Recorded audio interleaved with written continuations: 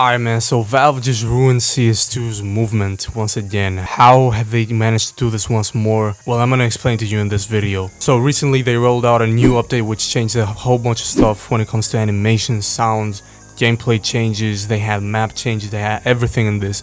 But most importantly, they changed how many inputs you can give to the game server on a single tick. So you may be asking right now, what do you mean by this? What is the big change that they made? So basically the sub-tick system was their new solution to find a way to not make 128 tick servers when they created CS2. And if you're not knowledgeable when it comes to what the tick system is in the first place, it's basically how often the server updates the inputs that are received by the players. So the more ticks that you have on the server, the more responsive it's gonna feel. And in CSGO matchmaking, when we had 64 tick servers, sometimes you will leave Mirage window, go behind the wall, and then get headshotted, not through a wall bang, but just straight up from mid, even though you were behind the wall. And that was because of the tick system, because it was 64 tick, your player model hadn't updated on the other person's screen and wasn't behind the wall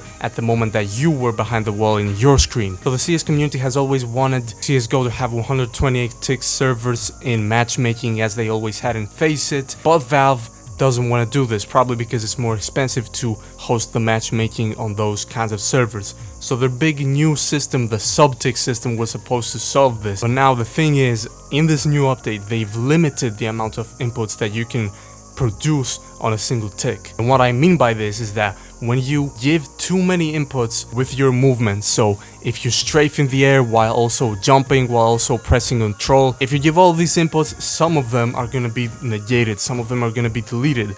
And so this gameplay that you're seeing is from a creator on YouTube that goes by Trip.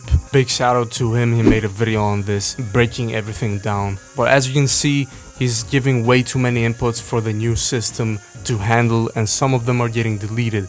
And this completely destroys CS2's movement. And now that we're all on the same page, I'm pretty sure that everybody listened to this video, even if you didn't know anything about the tick system and what it means in the first place, agree on the fact that this is bad for the game. And Trip on his video says that this is something that Valve may have intentionally done to combat spin botters, cheaters, and macro users. And that's definitely a possibility, but it's gonna be something that they have to change as soon as possible, because obviously the results are not satisfactory. They're completely destroying the movement in their own game, and this is not gonna cut it, man.